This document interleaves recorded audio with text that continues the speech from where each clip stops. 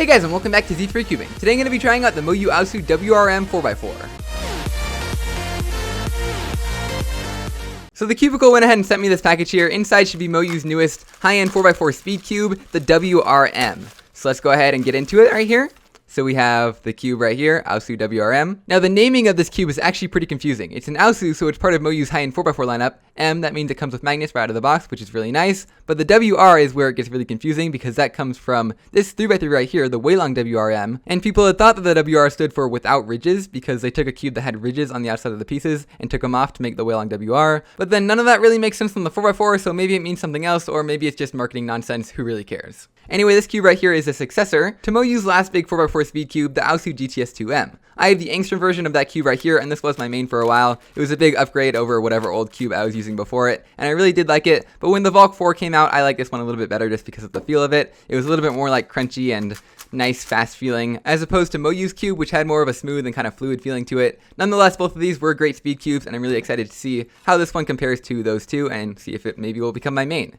So let's open up the package here. We have the cube, kind of hard to get out, and this little box of accessories. Let's open this up right here. Oh cool, it's labeled nice and clear for us. Accessories box. Anyway, opening it up here, we have inside this little screwdriver thing, some extra magnets. Looks like some of them are actually different sizes, and like usual, we have these little cards here and a little instruction booklet. So nice and simple, that's good, because I usually don't find myself using any of the stuff that they include unless you directly need it for like tensioning or something like that. Anyway, getting onto the cube here, let's get this plastic off of it.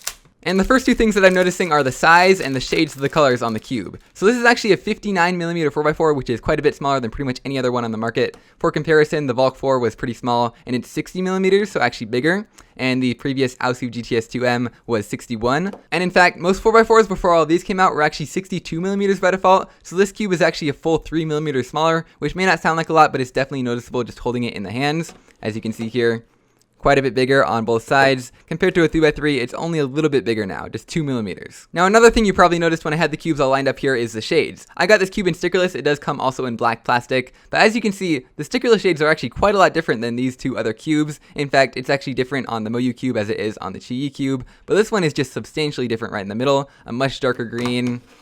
The orange is actually pretty similar, but it is a little bit darker. I think that the blue, red, yellow, and of course white are almost exactly the same as on a standard MoYu cube, but man, that green is substantially different, and I'll definitely have to get used to that. But I think that the biggest difference overall is definitely in smaller size. I usually don't mind smaller cubes too much, but this just feels substantially different holding it in your hands. It almost feels like a big 3x3. Anyway, we'll have to wait and see how it turns out. Anyway, let's move on to the turning here. Let's just do some first turns on it. Got that nice sandy, right out of the box MoYu feeling to it. But overall, the performance seems pretty good just from turning it here, like not locking up at all. This cube does of course come with magnets right out of the box, giving you a nice little tactile click after every turn, and of course making it a little bit more stable overall. The inner magnets are a little bit stronger than the outer ones, and overall I think they are both a good strength. Turning it one side at a time, it is rather smooth, although it is kind of hard to tell right now because it still has that kind of sandy, scratchy feeling that'll go away after a couple of solves. But yeah, it is rather smooth, but at the same time when you're turning fast, it does have a little bit of that crunchy feeling that the Valk has that I really like about it, that the old MoYu cube definitely didn't have as much of. So I think I might like this cube a little bit more. It does, however, retain a lot of that nice stable fluidity of the original MoYu cube, and it is definitely relatively fast right out of the box. Overall, it just feels like a very neutral cube to me, just very normal, nothing really spectacular about it. It's not particularly smooth, not particularly crunchy or anything. It's just like very nice, normal, natural feeling. If anything, the one thing that stands out before lubing it is that it's kind of loud, like kind of clacky in a way, just like there's a lot of momentum to the pieces and it just kind of clunks into place every time you turn it. But I bet after lubing that'll kind of soften it up a little bit and maybe make it a little bit more quieter. The corner cutting on this cube is very good for a 4x4, even on the inner layers it can cut quite a lot. That's the main thing I used to not like about 4x4 speed cubes. They just locked up a lot, especially like when you're turning fast in the 3x3 stage. But this one is just very nice and fluid as you're turning, no catching, no locking up at all. Anyway, I think I've heard someone say the cubicle mystic works well in this puzzle, and based off what I felt in the cube so far, I think I'm going to agree. So let's go ahead and get a little bit of this lubricant, put it inside this cube here, and see if the cube like smooths out a little bit. We'll scramble it up and just see how it feels. Now I think I'm starting to like the feeling of this cube more and more, even after very minimal break-in. Anyway, it should be scrambled by now, so let's go ahead and do a quick solve. Inspection, and 3, 2, 1, go.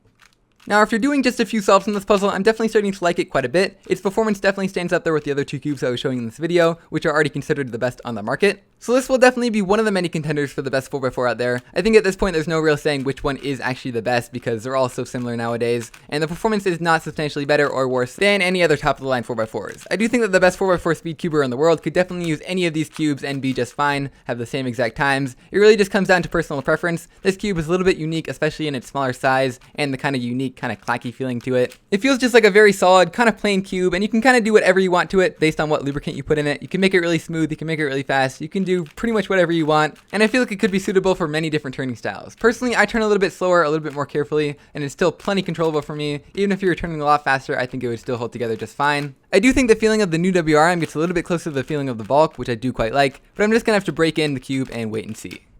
Anyway, if you like what I've said about this puzzle, especially if you're a fan of that smaller size and a 4x4, I'll leave a link down in the description below to where you can buy it at thecubicle.com. It is $43 for the magnetic version, the WRM. There also is a non-magnetic version, just the WR, which is $30. Quite a bit cheaper, but I would definitely recommend the magnets. It makes it quite a lot better of a cube. But this is actually a little bit less than the AoSu GTS2M at $45. These are both great options for 4x4 speed cubes. It really just depends on your turning preference as well as your preference for the size of a puzzle. And on the other hand, you also have the Volk 4M for $40, so a little bit less. The performance of this cube is very similar. They're all great speed cubes, but I think I do like the feeling of the turning a little bit more on this one. Just that crunchy feeling works really nicely with my turning style. Anyway, these are all great options. I'll link all of them down in the description below. But I'll definitely be doing a lot more work on the AoSu WRM in the near future, just setting it up and breaking it in to see if I can beat out this cube as my main. Anyway, that is pretty much it for this video. I hope you guys enjoyed my quick unboxing of this new great 4x4 speed cube, and I'll see you guys next time.